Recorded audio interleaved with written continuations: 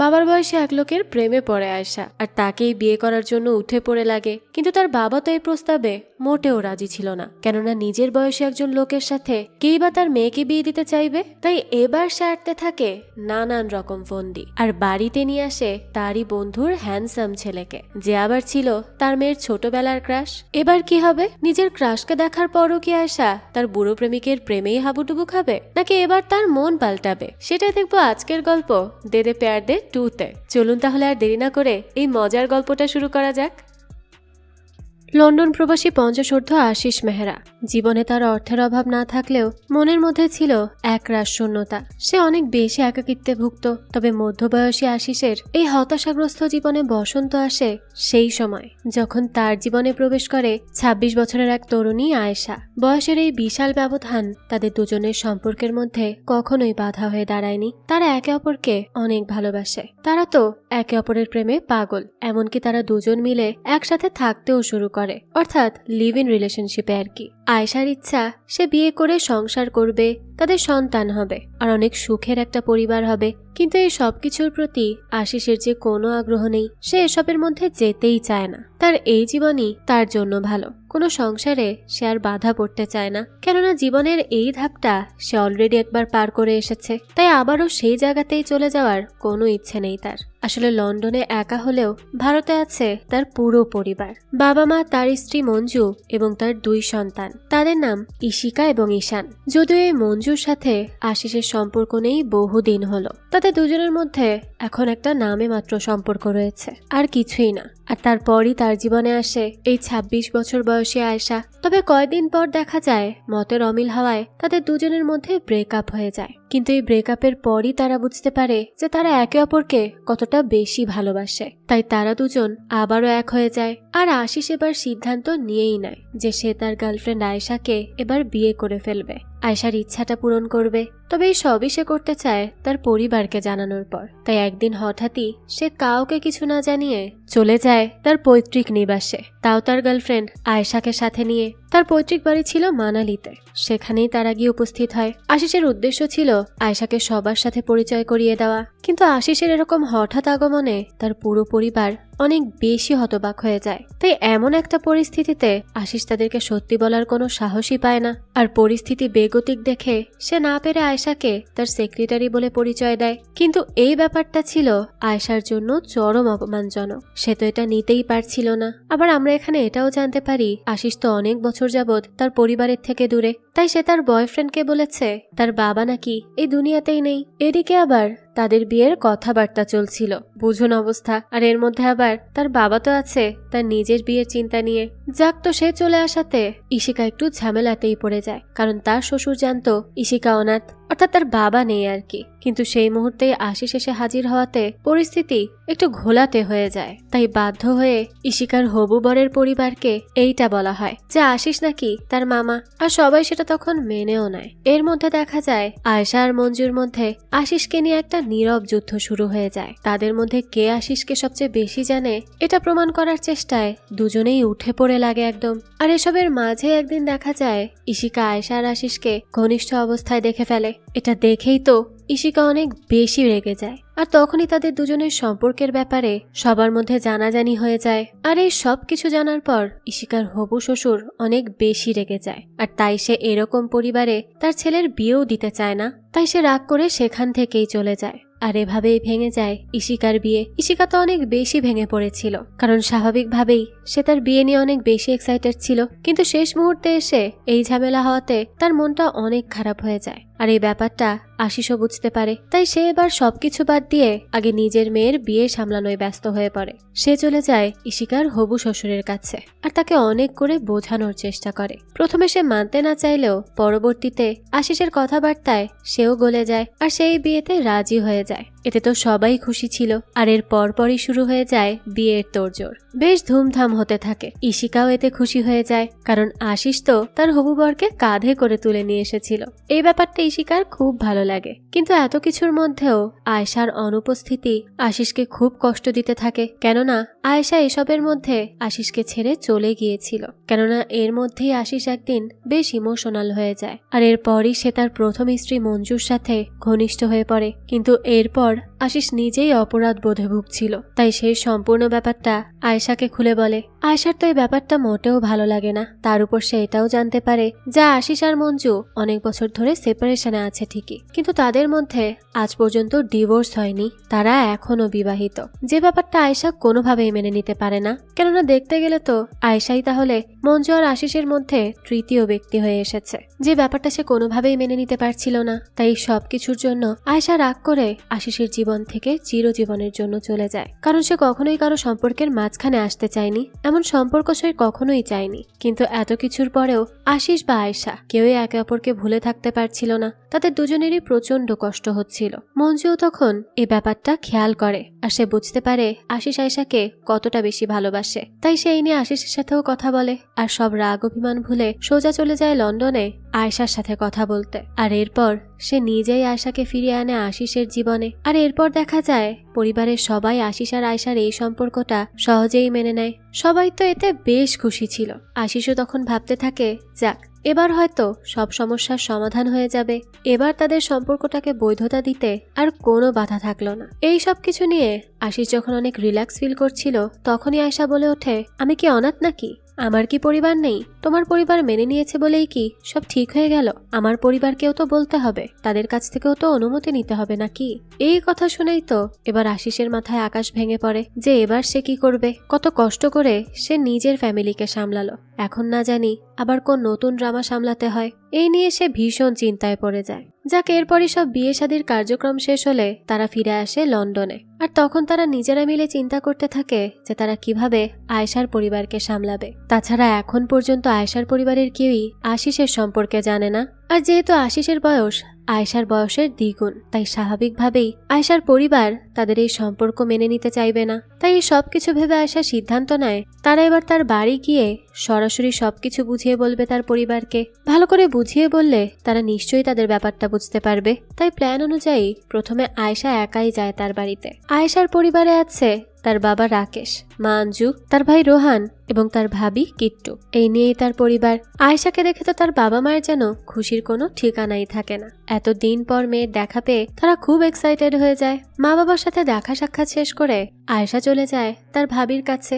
আয়েশার ভাবির সাথেও তার বেশ ভালো সম্পর্ক। তার ভাবি কিট্টু বর্তমানে প্রেগন্যান্ট, খুব শীঘ্রই তার ডেলিভারি হতে চলেছে, আর বাড়িতে আসতে চলেছে নতুন অতিথি। আর এই সব কিছুতে আয়েশাও বেশ খুশি হয়ে যায়। আর এই ব্যাপারটা নিয়ে সবচেয়ে বেশি এক্সাইটেড ছিল রাকেশ। সে তো সর্বক্ষণ কিট্টুর সেবা যত্নে লেগে থাকতো, তার কখন কি প্রয়োজন সবকিছুর খেয়াল রাখতো। সে তো সবসময় খেয়াল রাখে কিট্টুর যেন কোনো কিছুতে কোনো অসুবিধা না হয়। এমনকি পুত্রবধূর খাবারটাও সে নিজের হাতে বানায়। আর এমন শ্বশুর পেয়ে কিট্টুও খুব হ্যাপি। এই সবকিছু দেখে আয়েশা তো ভীষণ অবাক হয়ে যায়। তখনই আয়েশার মাথায় একটা বুদ্ধি আসে।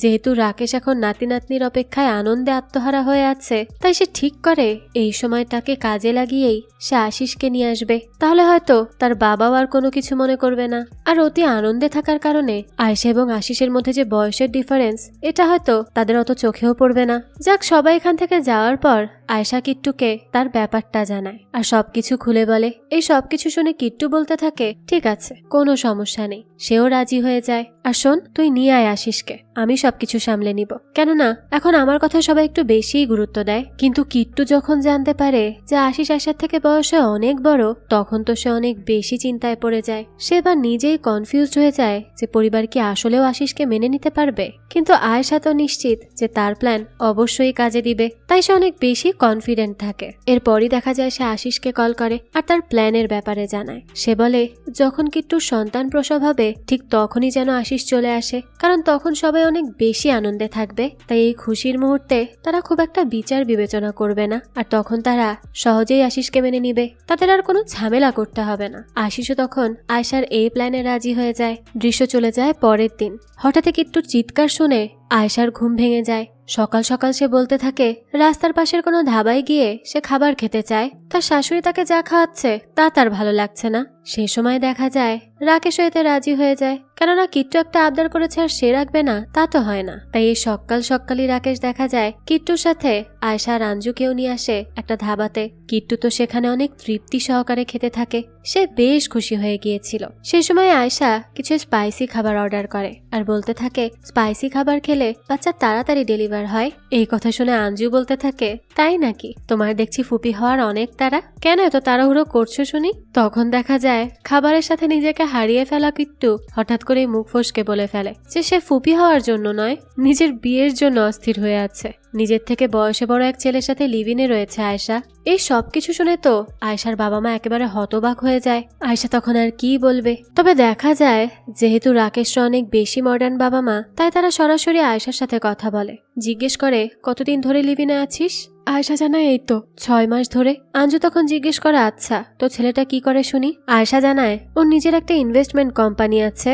মেয়ে 6 মাস ধরে লিভ-ইনে আছে এই কথা জানার পর স্বাভাবিকভাবেই যে কোনো বাবা মা রাগারাগি করবে, কিন্তু দেখা যায় আয়েশার বাবা মা এমন কিছুই করে না। তারা সবকিছু স্বাভাবিকভাবে সামলানোর চেষ্টা করে। তারা বেশ ঠান্ডা মাথায় আয়েশার সাথে কথা বলতে থাকে। তবে রাকেশ তখন ইমোশনাল হয়ে আয়েশাকে জিজ্ঞেস করে যে আমরা এমন কি ভুল করেছি যে যার জন্য এত বড় একটা ব্যাপার তুই আমাদের থেকে গোপন করলি? আমাদের মধ্যে এই দূরত্বটা কিভাবে এলো? আমি তো বুঝতেই পারিনি আমাদের সম্পর্কের মধ্যে এত দূরত্ব রয়েছে। সে আরো বলতে থাকে আমাদের এই সম্পর্কটা তো শুধুমাত্র বাবা মেয়ের মতো ছিল না, আমরা তো বন্ধুর মতো ছিলাম। এত বড় একটা কথা তুই আমাদের কি করে না বলে পারলি? এত দিন হয়ে গেল, এর মধ্যে একবারও বাবা মাকে এই ব্যাপারটা বলার প্রয়োজন মনে করলি না? আয়েশা তখন বলতে থাকে আমি ভেবেছিলাম ফোনে এসব বললে হয়তো তোমরা আমার ব্যাপারটা বুঝবে না, তাই আমি বাড়ি ফেরার অপেক্ষা করছিলাম যে এই সবকিছু তোমাদের সামনে বসেই তোমাদের বলবো। আসলে আশিস আমার থেকে বয়সে একটু বড় আর সে ডিভোর্সিও, তাই এসব কথা বলার আমি সাহস করে উঠতে পারছিলাম না। না জানি তোমরা কিভাবে রিয়াক্ট করো সেই ভয়ে। এই কথা শুনে আঞ্জু বলতে থাকে এই যুগে এসব কোনো বড় ব্যাপার নয়, মানুষের জীবনে এমন হতেই পারে। রাকেশ তখন আবারও ইমোশনাল হয়ে কথা বলতে শুরু করে। সে বলতে থাকে আমরা নিশ্চয়ই কোনো অপরাধ করেছি, সে কারণে এখন আমাদের মেয়ে আমাদের উপর আস্থা রাখতে পারছে না, আমাদেরকে বিশ্বাস করতে পারছে না। আয়শা তখন বলতে থাকে বাবা আসলে আশিসের দুটো ছেলে মেয়েও আছে, ওরা আশিসের এক্স ওয়াইফের সঙ্গেই থাকে। এই কথা শুনে রাকেশ হেসে বলতে থাকে আরে এটাও তো কোনো বড় ব্যাপার নয়, এসব নিয়ে এত কেন চিন্তা করছো, বাচ্চা থাকতেই পারে। সে আরো বলতে থাকে আমার তো মনে হয় ছেলেটা সত্যবাদী, তাই সব সত্যি কথা স্বীকার করেছে, না হলে সে তো এই সবকিছু তোমার থেকে লুকাতেও পারত। আঞ্জু তখন জানতে চায় আচ্ছা ছেলেটার বয়স কত বলো তো, সে তোমার থেকে কত বছরের বড়? এর উত্তরে আয়শা কিছু বলবে তার আগে রাকেশ বলে ওঠে আরে বয়স তো একটা সংখ্যা মাত্র, আমার মেয়ে যেহেতু পছন্দ করেছে তাহলে অবশ্যই বুঝে শুনে করেছে। তাই সে তার মেয়েকে বলতে থাকে আমি আশিসের সাথে দেখা করতে চাই, ওকে আসতে বলো। তাই পরদিনই দেখা যায় আয়শা আশিসকে ডেকে নেয় আর তার কথা শুনে আশিসও চলে আসে আর আয়শাই তাকে এয়ারপোর্টে রিসিভ করতে যায়। গাড়িতে আসার সময় আশিস আয়শাকে জিজ্ঞেস করে বাড়িতে আমার কথা বলেছ তো? আয়শা তখন বলতে থাকে শোনো আমি তোমার মতো ভীতু নই যে সবকিছু লুকিয়ে যাব, আমি তো সবাইকে তোমার কথা বলে দিয়েছি, মা বাবার সাথে সরাসরি কথাও বলেছি। এরপরই কথা বলতে বলতে তারা আয়েশাদের বাড়িতে এসে পৌঁছায় আর আশিস যখনই তাদের বাড়িতে এন্ট্রি নেয় তখন তাকে দেখেই তো আয়েশার বাবা মার মাথা ঘুরে যায়। মেয়ের বয়ফ্রেন্ড যে তার থেকে বয়সে বড় তা তো তারা জানতো, কিন্তু সে যে এত বড় হবে তা তো তারা কল্পনাও করেনি। কেননা দেখতে গেলে আয়েশার বাবা আর তার বয়ফ্রেন্ড একই বয়সী, কিন্তু তারপরেও এখানে রাকেশরা তেমন কিছুই বলে না। আর আশিসও তখন বলে যে এখানে থাকলে সবার হয়তো অস্বস্তি হতে পারে, তাই সে এখানে না থেকে হোটেলেই থাকবে, কারণ সে কারো ঝামেলা বাড়াতে চায় না। কিন্তু এই কথা শুনে আঞ্জু আশিসকে বাধা দেয় আর বলতে থাকে তুমি এই বাড়িতেই থাকবে বাবা, তোমার কোথাও যাওয়ার দরকার নেই। তো এরপরই আশিস আর আয়শা সেখান থেকে চলে গেলে রাকেশ অবাক হয়ে তাকে বলতে থাকে তুমি ওনাকে বাবা বলে ডাকলে, ও কি তোমার ছেলের বয়সী নাকি? তাকে তো দেখেই বোঝা যাচ্ছিল সে তোমার থেকেও বয়সে বড় হবে। এই বিষয়টাতে আসলে আঞ্জু একটু বিব্রতকর পরিস্থিতিতে পড়ে যায়। এদিকে রাকেশ আর আঞ্জুর রিয়াকশন দেখে আশিস তো খুব ভালো করেই বুঝতে পারে যে নিশ্চয়ই এখানে কোনো একটা গোলমাল রয়েছে। তাই রুমে গিয়েই প্রথমে সে আয়শাকে জিজ্ঞেস করে সে কি কোনো মিথ্যা কথা বলেছে। আয়শা তখন বলে আমি কোনো মিথ্যে কথা বলিনি, তবে হ্যাঁ পুরোপুরি সত্যিও বলিনি, তুমি যে আমার থেকে বয়সে বড় সেটা তো আমি বলেছি। কিন্তু কত বড় তা তো আর বলিনি। আশিস তখন বলতে থাকে, দেখো সত্য গোপন করাও কিন্তু এক ধরনের মিথ্যা। এইভাবে নিজের বাবা মাকে মিথ্যা বলাটা তোমার উচিত হয়নি, তুমি এটা না করলেও পারতে। এসব কথা শুনে আয়েশা খুবই রেগে যায় আর বলতে থাকে যে এখন তো খুব সত্যবাদী হয়ে গেছো তাই না? যখন নিজের স্ত্রীর সামনে আমাকে সেক্রেটারি বানিয়েছিলে তখন কিছু হয়নি, তখন কোথায় ছিল তোমার এই সত্যবাদী রূপ?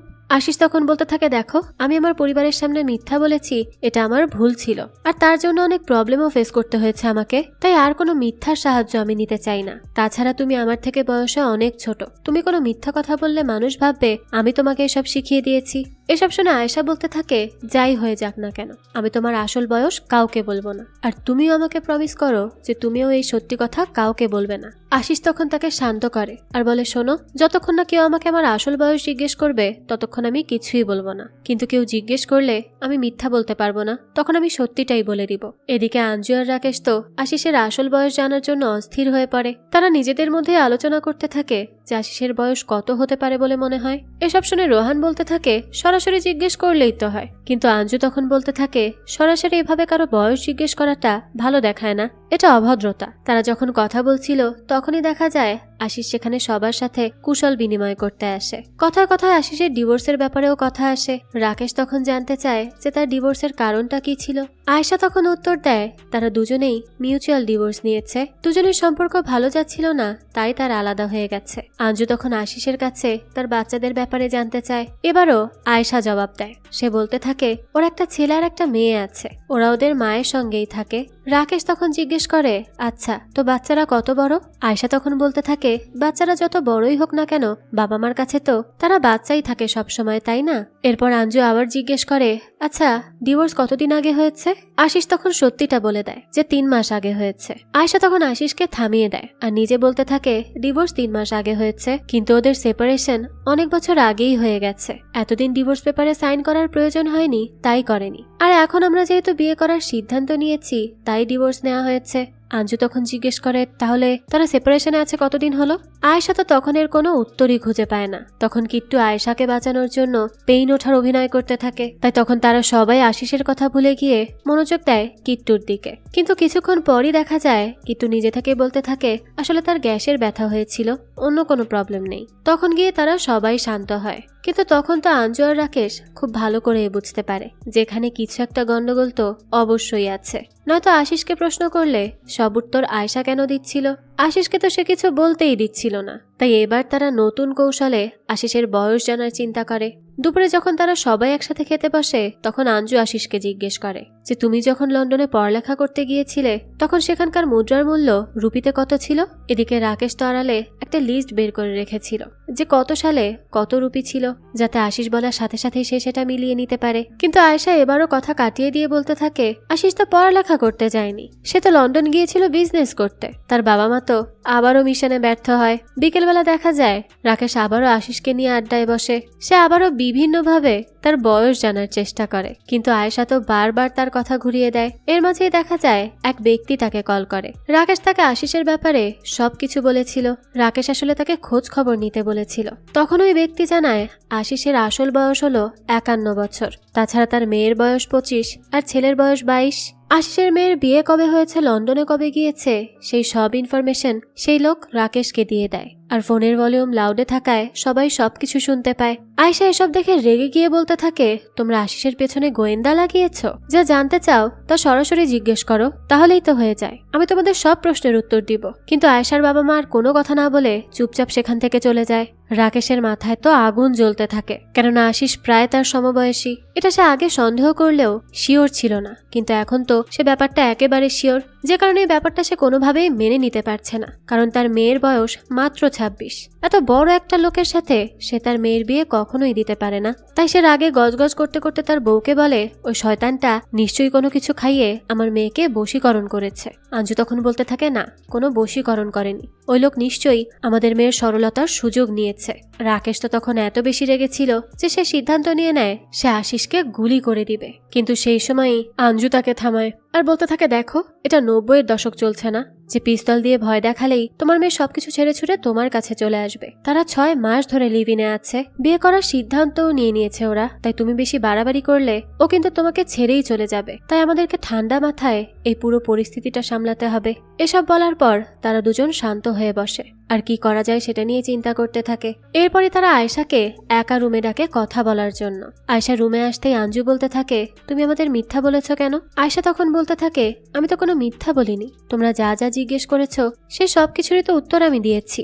আঞ্জু বলতে থাকে, দেখো তুমি কথা গোপন করেছো আর এটাও এক ধরনের মিথ্যা। রাকেশ তখন ইমোশনাল হয়ে বলতে থাকে, এত বছর ধরে আমি এই দিনটার অপেক্ষায় ছিলাম যেদিন তুমি তোমার জীবনসঙ্গীর কথা আমাকে জানাবে। আমি ভেবেছিলাম শুরুতে আমি একটু রাগ করব আর বলবো আমার মেয়ের খেয়াল না রাখলে তাকে গুলি করে মারবো। মনে মনে তো ভেবেছিলাম তোমার জীবনসঙ্গী আমার মতোই সলিড হবে, কিন্তু আমি তো এটা ভাবতে পারিনি যে তুমি আমার মতোই একজনকে উঠিয়ে নিয়ে চলে আসবে। তখন আয়েশা বলতে থাকে, বাবা আশিস অনেক ভালো ছেলে, ও আমাকে অনেক ভালোবাসে, একটু বোঝার চেষ্টা করো, আর ও আমার অনেক খেয়াল রাখে, একদম তোমার মতো। তখন রাকেশ বলতে থাকে, হ্যাঁ সে আমার মতো ঠিকই, তবে সেটা বয়সের দিক দিয়ে। কিন্তু সে যদি ভালো মানুষ হতো তাহলে স্ত্রী সন্তানের সাথে যোগাযোগ বন্ধ করে দিয়ে একা বিদেশে পড়ে থাকতো না। প্রথম স্ত্রীকেও তো ভালোবেসেই বিয়ে করেছিল, তাই না? কিন্তু সময়ের সাথে সাথে তার ভালোবাসা ম্লান হয়ে গেছে। তোমার ক্ষেত্রেও তো এমনটাই ঘটতে পারে, তাই আমি কিছুতেই এটা হতে দিব না। আয়েশা এসব শুনে অনেক রেগে যায় আর বলতে থাকে, হ্যাঁ এই দুনিয়াতে তুমি তো একাই ভালো মানুষ, আর বাকি সবাই নর্দমার কীট। আর সে যা করেছে তার পেছনে নিশ্চয়ই তার কোনো কারণ ছিল, তাই তুমি তাকে এভাবে জাজ করতে পারো না।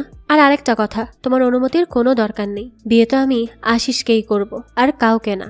রাকেশ তখন খুবই রেগে যায় আর বলতে থাকে, দেখো ওই আশিসকে উধাও করতে আমার 1 মিনিটও লাগবে না। এটা শুনে আয়েশা বলতে থাকে, বাবা এখন আমাকে হুমকি দিতেও শুরু করেছো?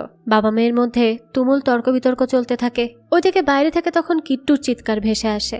এবার আসলে সত্যি সত্যিই তার পেইন উঠেছে, ডেলিভারির সময় হয়ে গেছে। তাই তারা সবাই মিলে দ্রুত কিট্টুকে নিয়ে হসপিটালের উদ্দেশ্যে রওনা দেয়। আর সেখানেই সবাই জানতে পারে কিট্টু এবং রোহানের একটা মেয়ে বাচ্চা হয়েছে। এতে তো সবাই খুব খুশি ছিল। ওই সময় দেখা যায় কিট্টুর বাবা মাও হসপিটালে চলে আসে। তারা আশিসকে দেখে প্রশ্ন করার আগেই রাকেশ তাদেরকে বলতে থাকে, ও হচ্ছে আশিস, আমার কলেজের বন্ধু। আশিসকে নিয়ে এমন ভাবে বলাতে আয়েশার তো মন খারাপ হয়ে যায়। এরপর সবাই যখন বাচ্চা কোলে নিয়ে আদর করতে শুরু করে তখন আয়েশা বাচ্চাটাকে আশিসের কাছে দিতে যায়, কিন্তু রাকেশ তখন ইচ্ছা করেই বাচ্চাটাকে কেড়ে নিয়ে নিজে আদর করতে শুরু করে। আশিসকে বাচ্চাটাকে ছুতেও দেয় না। আয়েশার তখন অনেক খারাপ লাগে, সে আবারও রেগে যায়। সে রাকেশের সাথে তর্ক করতে শুরু করলে আঞ্জু এসে তাকে থামায় আর বলতে থাকে, এটা ঝগড়া করার জায়গা না, আর এত মানুষের থাকাও এখানে ঠিক হচ্ছে না। আঞ্জু তখন আয়েশাকে কিট্টুর কাছে থাকতে বলে আর বাকি সবাইকে বাড়ি ফিরে যেতে বলে। তাই আয়েশাও সেদিন রাতের বেলা কিট্টুর কাছে থেকে যায়। আর ওদিকে দেখা যায় রাকেশরা আশিসকে নিয়ে বাড়ির দিকে যেতে থাকে। তখন সেখানে রেডিও অন করতে বললে রেডিওতে বাজতে থাকা গান শুনে আশিস একটু অপ্রস্তুত হয়ে যায়, কারণ গানটা ছিল मैं क्या करूं है मुझे बुढ़ा मिल गया।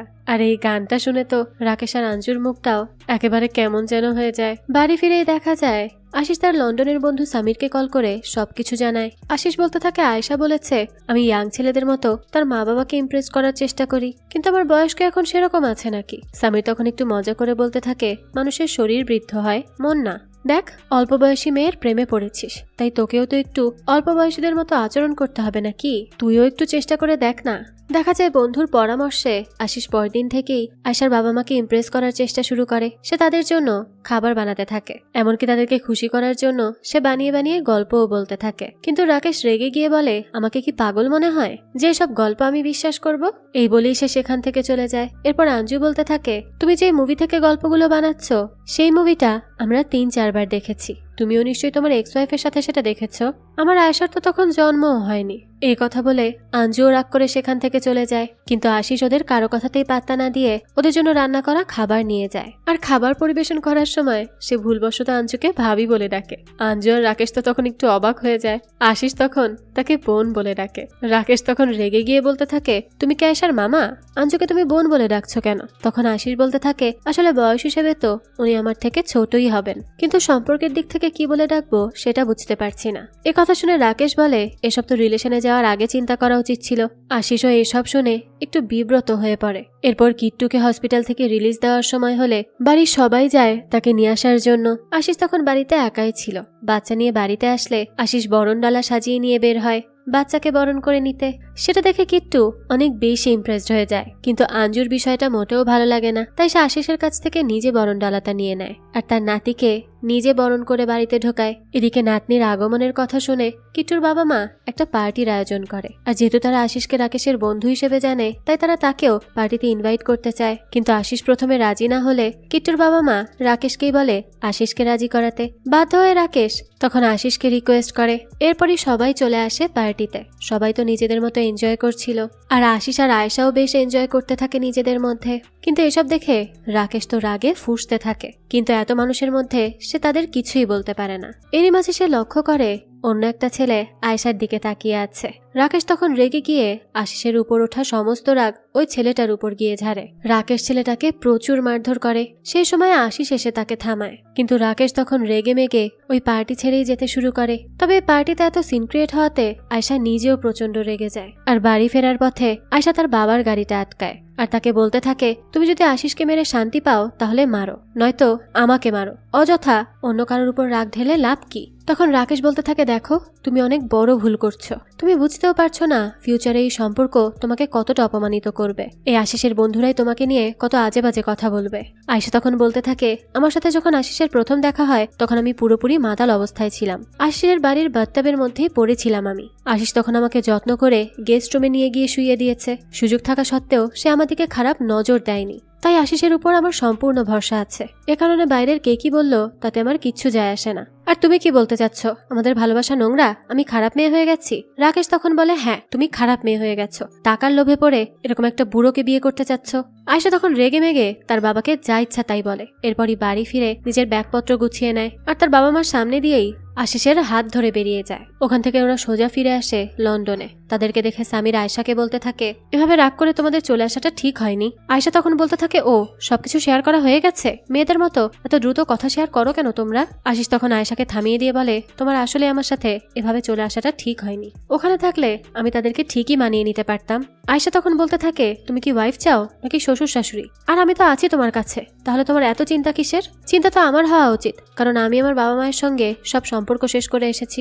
তখন আশিস বলতে থাকে, দেখো তোমার বাবা মা ছিল, আছে আর ভবিষ্যতেও থাকবে। আর শোনো, আমি সবকিছু ঠিক করে দিব। তারা যখন কথা বলছিল তখনই হঠাৎ করে কলিং বেল বেজে ওঠে। আশিস দরজা খুলতেই দেখে আয়েশার বাবা এসেছে। রাকেশ তখন কান ধরে তার মেয়েকে সরি বলে আর তাদের আচরণের জন্য তার কাছে ক্ষমা চায়। আয়েশাও তখন ইমোশনাল হয়ে কান্না করে ফেলে। রাকেশ বলতে থাকে, আমি তোমাদেরকে নিতে এসেছি। এই কথা শুনে আশিস আর সামির দুজনেই ভীষণ খুশি হয়ে যায়। আশিস আর আয়েশা যখন ইন্ডিয়া ফিরে যেতে রাজি হয় তখন সামিরও তাদের সাথে যেতে চায়। আয়েশাও তখন খুশি হয়ে সামিরকে তাদের সাথে নিয়ে নেয়। এরপর দেখা যায় তারা সবাই বাড়ি ফিরে আসে। পুরো বাড়িটাই তখন যেন আনন্দে ভরে ওঠে। কিন্তু প্রশ্ন হলো, এত কিছুর পরেও রাকেশ কিভাবে আশিসকে মেনে নিল? আসলে সে আশিসকে মেনে নেয়নি। তাদেরকে ফিরিয়ে আনাটা রাকেশের একটা মাস্টার প্ল্যানের অংশ ছিল। এখানে ফ্ল্যাশব্যাকে দেখানো হয় আশিস এবং আঞ্জু ডিসকাস করছে এভাবে মেয়েকে কোনোভাবেই হাতছাড়া করা যাবে না। রাকেশের ধারণা আশিস হয়তো তার মেয়েকে ভুলভাল বুঝিয়ে তার ব্রেন ওয়াশ করেছে। তাই সে সিদ্ধান্ত নেয় যেভাবেই হোক আশিসের হাত থেকে সে তার মেয়েকে উদ্ধার করবেই করবে। কিন্তু মেয়ে দূরে থাকলে তো আর সেটা সম্ভব নয়। তাই রাকেশ সবকিছু মেনে নেওয়ার অভিনয় করে তাদেরকে বাড়ি ফিরিয়ে নিয়ে আসে। বাড়ি ফেরার পর আয়েশা খুবই খুশি ছিল। সে আশিস আর তার ভাইয়ের সাথে মিলে গল্প করছিল। তখনই রাকেশ সেখানে আসে আর বলতে থাকে যে, তোমরা তো জানো ইন্ডিয়ার লোকজন কিরকম, তাই আমি চাচ্ছি না এখনই কেউ তোমাদের সম্পর্কের ব্যাপারে জানুক। তাহলে সবাই নতুন বাচ্চাকে নিয়ে আনন্দ করার বদলে তোমাদেরকে নিয়ে গসিপ করতে শুরু করে দিবে। হ্যাঁ আমি জানি একদিন না একদিন তো সত্যিটা সবাইকে বলতে হবে, কিন্তু এই মুহূর্তে আমি কোনো সিন ক্রিয়েট করতে চাচ্ছি না। আশিসও তখন চুপচাপ তার সব কথা মেনে নেয়। রাকেশ তখন আশিসের কাছে রিকোয়েস্ট করে যে সে যেন সবাইকে তার পুরনো বন্ধু হিসেবেই পরিচয় দেয়। এটা শুনে সামির বলতে থাকে যে যদি কেউ জিজ্ঞেস করে যে রাকেশের এই পুরনো বন্ধুকে আগে কেন দেখা যায়নি তখন কি হবে? এসব শুনে রাকেশ বলে, এই ব্যস্ততার যুগে কেউ কাউকে মনে রাখে না, তাই এত প্রশ্নও কেউ করবে না। আর যদি মনে হয় কেউ প্রশ্ন করবে তাহলে তারা কিছু বলার আগেই তোমরা বলে উঠবে আমাকে চিনতে পারেননি। এই কথা শুনেই তখন তারা কনফিউজড হয়ে যাবে। আর মানুষের মুখের উপর তো এটা বলা যায় না যে সে তাকে চিনতে পারেনি, তাই তখন তারা আর কিছুই বলবে না। আশিসও তখন তার কথাগুলো মেনে নেয়। কিন্তু রাকেশের এই কথাগুলোর পেছনে একটা কারণ তো অবশ্যই ছিল, কিন্তু এই ব্যাপারটা তো আশিস বুঝতে পারে না। তাই আশিসরাও রাকেশের ট্রিক্স অনুযায়ী সব গেস্টদের সাথে কথাবার্তা চালিয়ে যায়। এরই মাঝে তারা হঠাৎ আয়েশার নানির সামনে গিয়ে পড়ে। এখানেও তারা সেই একই কৌশল অবলম্বন করে, কিন্তু এখানে তারা ফেল হয়ে যায়। আশিস যখন তার সামনে এমন ভাব করার চেষ্টা করে যে তাদের আগেও দেখা হয়েছে, কিন্তু নানি হয়তো সেটা ভুলে গেছে, তখন এই ভুলে যাওয়ার ব্যাপারটা নিয়ে নানির ইগো হার্ট হয়। কেননা নিজের স্মৃতিশক্তির উপর তার একটু বেশি কনফিডেন্স ছিল। আর কনফিডেন্স হবেই বা না কেন, তার তো সবকিছু মনে থাকতো, সবকিছু। এমনকি তাদের বাড়ির বড় বড় অনুষ্ঠানগুলোতে কোন কোন গেস্ট এসেছিল তাদের সবার চেহারাও তার মনে আছে। তার স্মৃতিশক্তি এতটাই প্রখর। তাই সে বলতে থাকে, আশিস যদি রাকেশের এত ভালো বন্ধুই হয়ে থাকে তাহলে সে ওই অনুষ্ঠানগুলোতে কেন আসেনি। এসব শুনে তো আশিস এবার বেশ ঘাবড়ে যায়। তখন এই বিষয়টা সামলানোর জন্য সামির একটা অদ্ভুত স্টোরি বানিয়ে ফেলে। সে তখন নানিকে বলতে থাকে, আসলে কলেজে থাকাকালীন রাকেশের সাথে আশিসের একটু ঝগড়া হয়ে গিয়েছিল, তাও আবার আঞ্জুকে নিয়ে। তারা দুজনেই আঞ্জুকে ভালোবাসতো, কিন্তু পরবর্তীতে যখন আঞ্জু রাকেশকে বেছে নেয় তখন আশিসের ব্যাপারটা খুবই খারাপ লাগে, আর এ কারণেই সে দূরে চলে যায়। কিন্তু এখন এত বছর পর তারা তাদের সমস্ত অভিমান ভুলে আবারও এক হয়েছে। তার এসব কথা শুনে তো আশিস আর আয়শা দুজনেই একেবারে হতবাক হয়ে যায়। তবে তারা কেউই কোনো রিয়াক্ট করে না। অবশ্য নানিরও এসব বিষয় নিয়ে কোনো মাথা ব্যথা ছিল না। তার শুধু একটু ইগো হার্ট হয়েছিল, কেননা আশিসরা তার স্মৃতিশক্তি নিয়ে চ্যালেঞ্জ করেছিল। তাই সেও সেই চ্যালেঞ্জ অ্যাকসেপ্ট করে এটা প্রমাণ করে দিয়েছে যে তার স্মৃতিশক্তি কতটা প্রখর। তো নানির হাত থেকে কোনোভাবে ছাড়া পেয়ে আসতে না আসতেই আবার এক নতুন ঝামেলা সৃষ্টি হয়। দেখা যায় সেখানে এসে হাজির হয় এক হ্যান্ডসাম ছেলে আদি, যে তার নাচ গান দিয়ে পুরো অনুষ্ঠান বাড়ি মাতিয়ে ফেলেছিল। এর পাশাপাশি সে তো আয়শার সাথেও ফ্লার্ট করতে শুরু করে। ব্যাপারটা আশিসের কাছে খুবই অদ্ভুত লাগে, কিন্তু আয়শার বাবা মা তো এই বিষয়টা নিয়ে খুবই খুশি ছিল। এরপরই দেখা যায় রাকেশ এসে আদির সাথে আশিসের পরিচয় করিয়ে দেয়। আদি হলো আয়শার ছোটবেলার বন্ধু, আর আদির বাবা রাকেশের বন্ধু। ছোট থেকে আদি আর আয়শা একসঙ্গে বড় হয়েছে, তারা দুজন অনেক বেশি ক্লোজ। সে আসলে এইসব কথা বলে আশিসকে একটু জেলাস ফিল করানোর চেষ্টা করছিল, কিন্তু আশিস সেসব বুঝেও কোনো রিয়াকশন দেয় না। এরপর যখন আশিস আর সামির একসাথে গল্প করছিল তখন আশিস বলতে থাকে যে রাকেশই হয়তো পৃথিবীর প্রথম বাবা যে নিজের মেয়েকে সিডিউস করার জন্য অন্য এক ছেলেকে ভাড়া করেছে। সামির তখন বলতে থাকে সে হয়তো একটু বেশি ভাবছে, এসব নিয়ে এত ভাবার কিছু নেই। কিন্তু আশিস তো জানতো তার ভাবনাটা সঠিক। সামির তখন তাকে বলে তাহলে সেই বিষয়টা নিয়ে আয়শার সাথে কথা বলুক, কিন্তু আশিস তাতে রাজি হয় না, কারণ সে তো খুব ভালো করেই জানে আয়শা তার বাবার প্ল্যানিং এর ব্যাপারে এখন পর্যন্ত কিছুই জানে না। তাই তাকে রাকেশের সত্যিটা জানিয়ে দেওয়া হলে তার হয়তো মনটাই ভেঙে যাবে, আবারও বাবা মেয়ের মধ্যে ঝামেলা সৃষ্টি হবে, যা সে কোনোভাবেই চায় না। তাই সে চুপচাপ সবকিছু দেখতে থাকে। কিন্তু তার সম্পূর্ণ বিশ্বাস ছিল যে রাকেশ যাই করুক না কেন আয়শা কোনোভাবেই তাকে ছেড়ে কখনো যাবে না। এদিকে আয়শার বাবা মা তো সম্পূর্ণ চেষ্টা করছিল আদি আর আয়শাকে কাছাকাছি আনার, আর সেই সাথে আদিও তো পুরোদমে তার ফ্লার্টিং চালিয়ে যায়। এরপর একদিন সে আয়শাকে তার সাথে হাইকিং এ যেতে বলে, কিন্তু আয়শা এতে রাজি হয় না। আঞ্জু তখন বুঝিয়ে শুনিয়ে তাদেরকে যেতে বলে,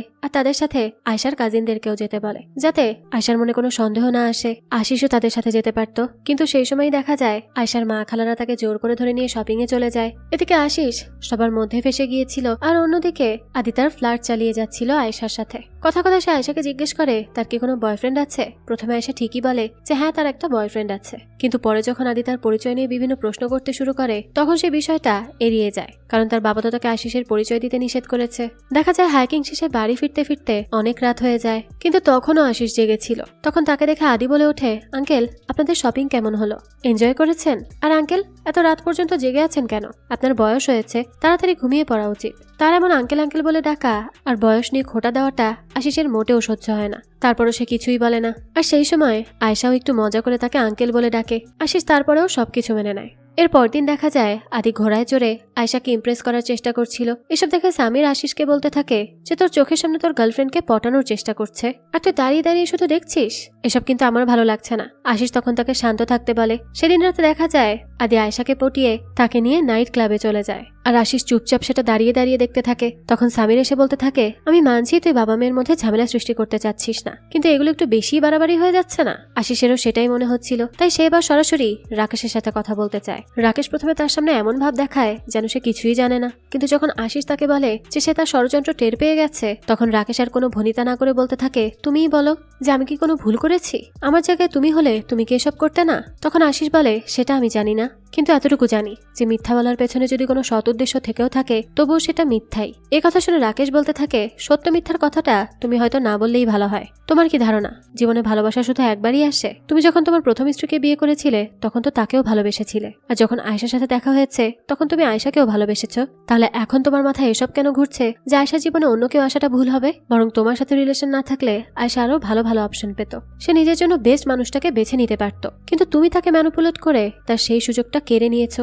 রাকেশের মুখ থেকে এসব কথা শুনে আশিস ভীষণ কষ্ট পায়। সে তখন তাকে জানিয়ে দেয় যে সে সত্যি আয়েশাকে মন থেকে ভালোবাসে, তার ভালোবাসা ফেক নয়। কিন্তু রাকেশ তো কোনোভাবেই এসব বিশ্বাস করতে চায় না। তার ধারণা আশিস কখনোই আয়েশার জন্য ভালো হাজবেন্ড হতে পারবে না। তাই সে আশিসকে আয়েশার জীবন থেকে চিরদিনের জন্য সরে যেতে বলে। তাহলে হয়তো তার মেয়ে জীবনে আরো বেশি ভালো থাকতে পারবে। এই কথা শুনে আশিস বলতে থাকে, দেখো আমিও তোমার মতো আয়েশার জন্য সবচেয়ে ভালো জিনিসটাই চাই। ওর ভালোর জন্য আমি সব করতে পারি। তাই আয়েশা যদি সত্যিই অন্য কাউকে বেছে নেয় তাহলে আমি চুপচাপ ওর লাইফ থেকে দূরে সরে যাব। তবে তোমাকে এটা নিশ্চিত করতে হবে যে ও যেন সব সময় ভালো থাকে। আয়েশার চোখে কখনোই যেন পানি না আসে। রাকেশও তখন তার কথা মেনে নেয়। সে সময় আশিস সেখান থেকে চুপচাপ বেরিয়ে আসে, কারণ কোথাও না কোথাও তার বিশ্বাস ছিল আয়েশা তাকে কোনোভাবেই ছেড়ে যাবে না। কিন্তু ধীরে ধীরে দেখা যায় তার সেই বিশ্বাস ভাঙতে শুরু করে, কেননা আয়েশা একটু একটু করে আদির দিকে আকৃষ্ট হতে শুরু করে। আর প্রতিবারের মতো এবারও আশিস চুপচাপ সবকিছু দেখতে থাকে। তার খারাপ লাগলেও সে কাউকে কিচ্ছু বলে না, শুধু সময়ের জন্য অপেক্ষা করে থাকে। এরপর একদিন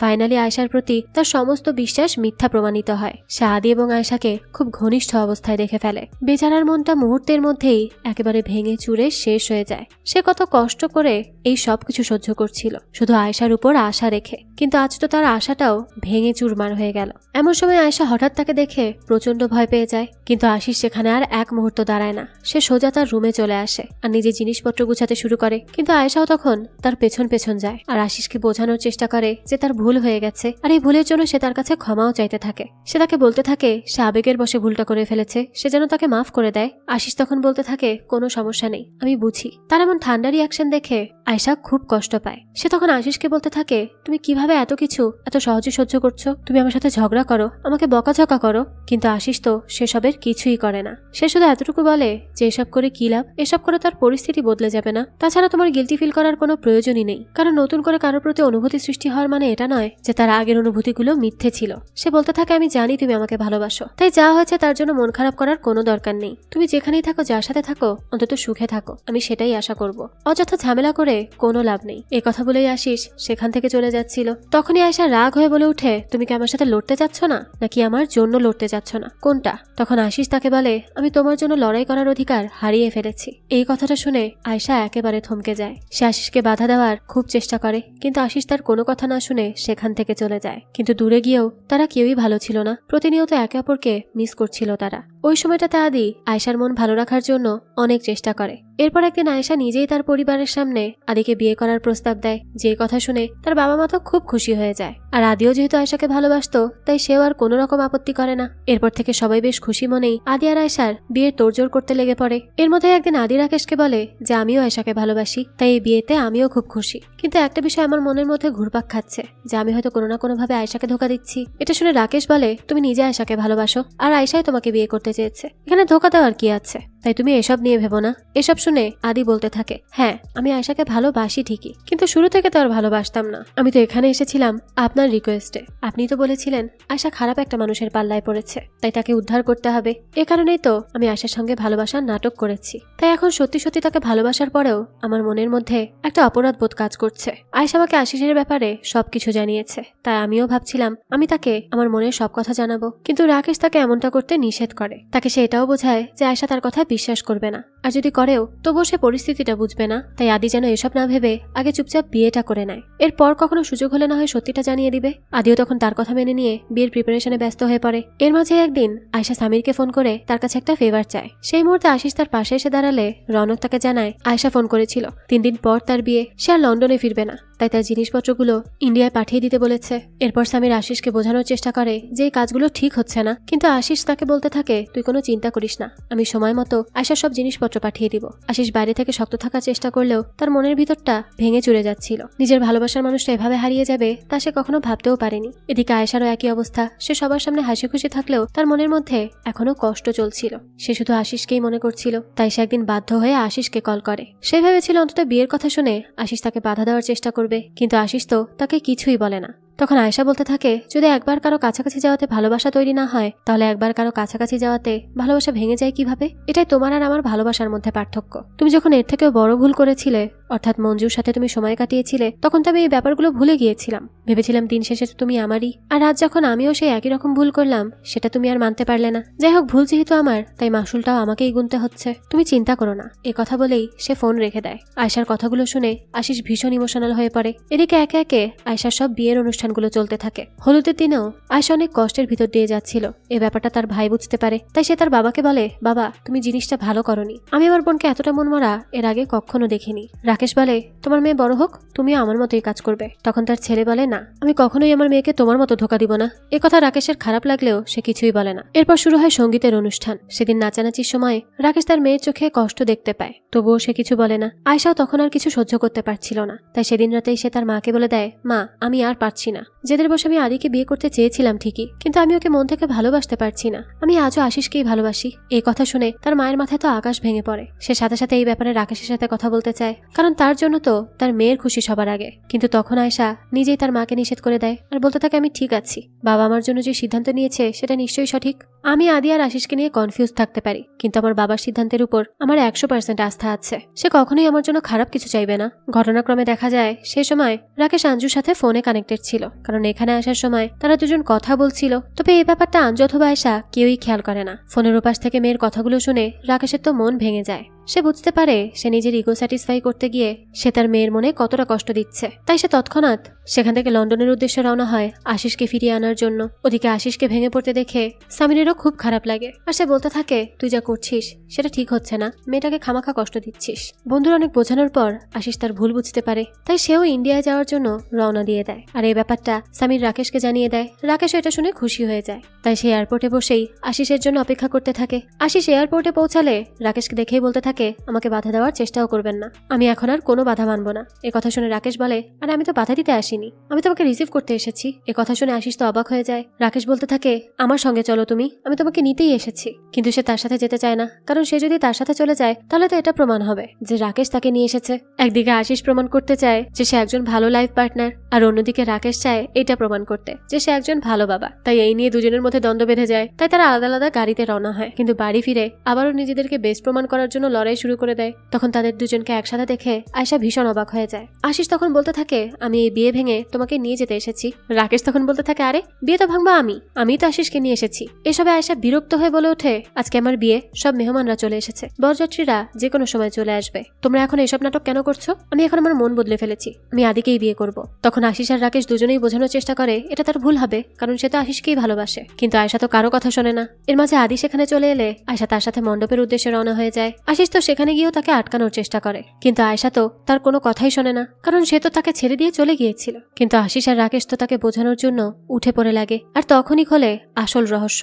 আসলে সেদিন আশিস আর রাকেশ যখন কথা বলছিল, সেদিন সবকিছু আয়শার আড়াল থেকে শুনে নিয়েছিল। এরপরে সে আদির পেট থেকে সব সত্য বের করে ফেলে। আর এরপরই আয়শা তার বাবা এবং আশিসকে সাহায্য করার জন্য একটা প্ল্যান বানায়। আদির সাথে ঘনিষ্ঠ হওয়ার অভিনয় করে, যাতে আশিস সেটা দেখে জেলাস ফিল করে আর আয়শাকে পাওয়ার চেষ্টা করে। কিন্তু দুর্ভাগ্যবশত হয়ে যায় তার উল্টো। আশিস তাকে ভুল বুঝে তাকে ছেড়েই চলে যায়। আর এরপর থেকে আয়শা তার ভাই ভাবি সামির এবং তার মা সবাইকেই তার প্ল্যানে ইনক্লুড করে নেয়। এরপর তাদের বাড়ির সবাই মিলে তারা রাকেশ এবং আশিসকে এটা বোঝানোর চেষ্টা করে যে তারা এতদিন ভুলের স্বর্গে বাস করছিল।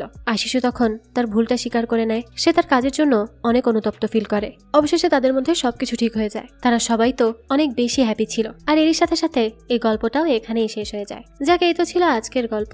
আশিস এবং আয়শার এই অসম ভালোবাসার গল্পটা আপনাদের কাছে কেমন লেগেছে সেটা অবশ্যই আমাদেরকে কমেন্ট করে জানাবেন। যদি এতটুকু ভালো লেগে থাকে তাহলে একটি লাইক দিয়ে যাবেন। আর হ্যাঁ, আমাদের এই চ্যানেলে কিন্তু প্রতিনিয়তই নতুন নতুন ভিডিও আপলোড করা হয়। সেই সব ভিডিওর আপডেট পেতে আমাদের চ্যানেলটিকে সাবস্ক্রাইব করে বেল আইকনে অল দিয়ে রাখতে কিন্তু ভুলবেন না। আর একটা কথা, আমাদের সকল ভিডিওর আপডেট পেতে জয়েন করতে পারেন আমাদের হোয়াটসঅ্যাপ চ্যানেলে, লিংক ডেসক্রিপশন বক্সেই দেওয়া আছে। আজকে তাহলে এই পর্যন্তই, আবারও হাজির হব নতুন কোনো ভিডিও নিয়ে। সেই পর্যন্ত সবাই ভালো থাকবেন আর আমাদের চ্যানেলের সাথেই থাকবেন। ধন্যবাদ।